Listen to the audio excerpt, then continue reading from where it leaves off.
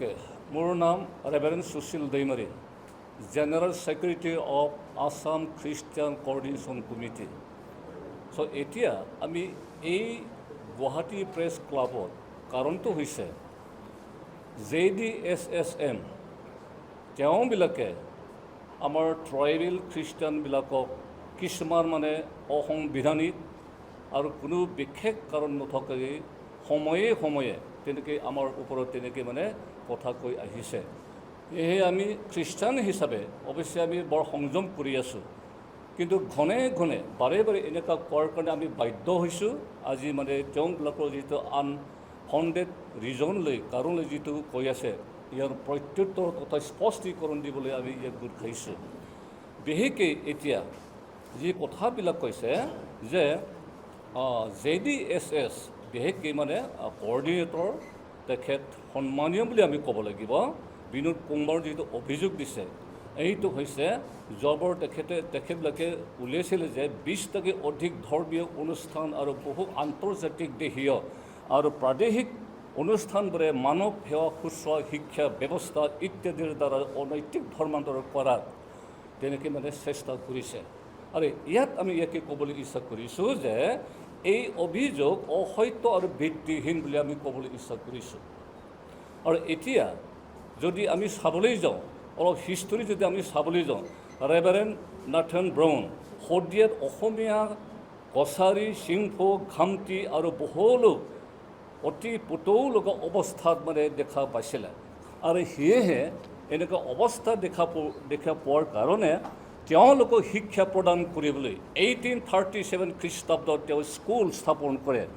আৰু তেওঁ এখোজ আগুৱাই গৈ অৰুণোদয় নামাকৰণেৰে এখন নতুন অসমীয়া ভাষাৰ আলোচনা প্ৰকাশ কৰে।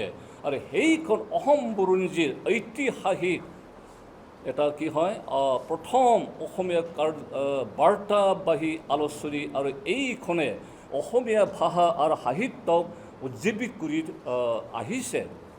আৰু যদি আমি ক'বলৈ যাওঁ, তেতিয়াহ'লে মিছনাৰীসকলৰ দ্বাৰা প্ৰতিষ্ঠিত শিক্ষা অনুষ্ঠানসমূহৰ পৰা সকলো বিশ্বাসৰ শিক্ষাৰ্থীসকলে তেওঁলোকৰ শিক্ষা আহৰণ কৰি আহিছে। সেইটো আমি যদি হিষ্টৰী চাওঁ সেইটো আমি পোৱা যায়। কিন্তু তেখেতসকলে উজ্জ্বল অনাৰ দৰে তেওঁলোকে অৰ্থাৎ যিসকলে খ্ৰীষ্টান স্কুলত কলেজত পঢ়ি আহিছে কেতিয়াও ধৰ্মান্তৰণকৰণৰ হেঁচাত পৰা নাছিল আৰু এতিয়াও হোৱা নাই, আমি দেখিছোঁ আৰু ইয়াত আমাৰ প্ৰমাণ আছে।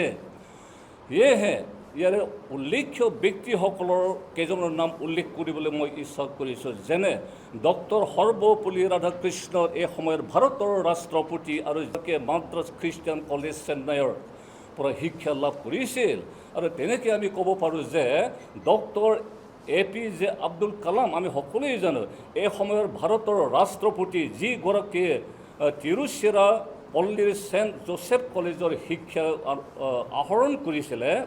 আৰু তেনেকৈ আৰু এজন নাম বহুত আছে যদিও তেখেত মাননীয় LK আদবানী এই সময়ৰ ডেপুটি প্ৰধানমন্ত্ৰী আৰু গৃহমন্ত্ৰী, তেওঁ ছেণ্ট পেট্ৰিয়াছ হাইস্কুল কেৰাচিত শিক্ষা আহৰণ কৰিছিল। আৰু তেনেকৈ বহুত তেওঁলোকে কোনেও কোৱা নাই যে এজনে কোৱা নাই যে তেওঁলোকক কেতিয়াবা ধৰ্মান্তৰণকৰণৰ বাবে হেঁচা প্ৰয়োগ কৰা হৈছিল, কোনেও তেওঁবিলাকে কোৱা নাই। সেয়েহে এতিয়া আছাম ট্ৰাইবেল খ্ৰীষ্টান কোঅৰ্ডিনেশ্যন কমিটি আৰু নেশ্যনেল পাৱাৰ খ্ৰীষ্টান কাউন্সিলে আমি ক'বলৈ বাধ্য হৈছোঁ যে শ্ৰী কুম্বাং তথা JDSSM তেওঁবিলাকৰ যিটো কথা কৈছে সম্পূৰ্ণ অসত্য কথাবোৰ প্ৰচাৰ কৰি আছে। গতিকে এইবিলাক কথা যাতে ৰিপিট নকৰে আমি আহ্বান কৰিছোঁ, কিয়নো আমি সকলোৱে ইচ্ছা কৰোঁ আমাৰ অসমত, আমাৰ ডিষ্ট্ৰিক্টত, আমাৰ ভাৰতত সদায় আমি শান্তি শৃংখলাবদ্ধ হিচাপে আমি চলোৱাটো আমি বাঞ্ছা কৰোঁ আৰু আমাৰ সকলোৱে ইচ্ছা কৰে। আৰু আমাৰ বৰ্তমানে ভাৰতৰ প্ৰধানমন্ত্ৰী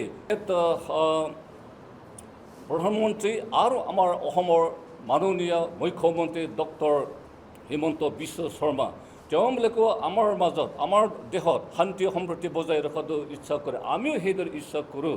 আৰু কিন্তু এতিয়া আকৌবাৰ ST ডিলিশ্যনৰ কথা তেখেতবিলাকে কৈছে যে খ্ৰীষ্টান হ'লেই বা খ্ৰীষ্টান ট্ৰাইবেলসকলক এই আৰ্টিকল যিটো আমাৰ ভাৰত সংবিধানত আছে 342, এয়া সংশোধন কৰি ট্ৰাইবেলসকলক ভাগ ভাগ কৰা কাৰ্য তেওঁ গভীৰ ষড়যন্ত্ৰৰ প্ৰমাণ বুলি আমি ক'বলৈ ইচ্ছা কৰিছোঁ। গতিকে এনে ষড়যন্ত্ৰ তথা ভাৰতীয় সংবিধানৰ প্ৰস্তাৱনাৰ আৰু ৰাষ্ট্ৰীয় নীতি নিৰ্ধাৰণৰ যিটো পৰিপন্থী বুলি আমি ক'বলৈ ইচ্ছা কৰোঁ। কাৰণ ভাৰতৰ সংবিধানত আমি সন্মান দিয়া আমাৰ অতি দায়িত্ব আছে, আমাৰ সকলোৰে দায়িত্ব আছে। গতিকে আমি ক'বলৈ ইচ্ছা কৰিছোঁ যে এনেকুৱা যাতে তেওঁবিলাকে এনেকুৱা অনৈতিক আৰু এনেকৈ মানে আমাৰ দেশত আমাৰ জাতিৰ মাজত এনেকৈ মানে বিশৃংখল সৃষ্টি কৰা আমি কেতিয়াও মানে কামনা নকৰোঁ, আমি ইচ্ছা নকৰোঁ। ট্ৰাইবেলসকল অসম ভূমিৰ ভূমিপুত্ৰ হয়, আমি সকলোৱে জানে। তেওঁলোকে যীশু খ্ৰীষ্ট প্ৰভু যীশু গ্ৰহণ কৰি মানে নিজৰ ভাষা কালচাৰ মানে তেনেকৈ মানে প্ৰত্যাহ্বান এৰি দিছে, কিন্তু সেইটো সম্পূৰ্ণ মিছা। তেওঁবিলাকে কৈছে যে সেইটো মানে একেবাৰে মানে সংবিধানৰ বাহিৰত গৈছে, কিন্তু আমি সংবিধানৰ মাজত আছোঁ। আমি কৈছোঁ ভাৰত সংবিধান আমি সন্মান কৰোঁ আৰু সকলোৱে সন্মান কৰি ভাৰতৰ সংবিধান মতে চলাটো আমি ইচ্ছা কৰোঁ। আৰু সেয়েহে মিছা অভিযোগ আৰু তেনেকৈ মনে সজা মিথ্যাচাৰবিলাক বাদ দিয়াটো আমি ইচ্ছা কৰোঁ। আসাম ট্ৰাইবেল খ্ৰীষ্টান কোঅৰ্ডিনেশ্যন কমিটি হৈ আৰু নেশ্যনেল ব'ৰ্ড অফ খ্ৰীষ্টান কাউন্সিলৰ হৈ আমি আমাৰ অসমৰ অতি সন্মানীয় মুখ্যমন্ত্ৰী ডক্টৰ হিমন্ত বিশ্ব শৰ্মাকো আমি বিনম্ৰে আমি আহ্বান কৰিছোঁ যে এনেকুৱা ব্যক্তিসকলক, এনেকুৱা সংগঠনবিলাকক, যি ব্যক্তিসকলে, যি সংগঠনবিলাকে আমাৰ মাজত তেনেকৈ অশান্তিৰ সৃষ্টি কৰে, এনে অন্যথা কথা কৈ যাতে তেনেকৈ নকয়, এইটো মানে ষ্টেপ ল'ব লাগে। যিকোনো খবৰৰ বাবে যোগাযোগ কৰক আমাৰ এই নম্বৰত 9181 307 2221।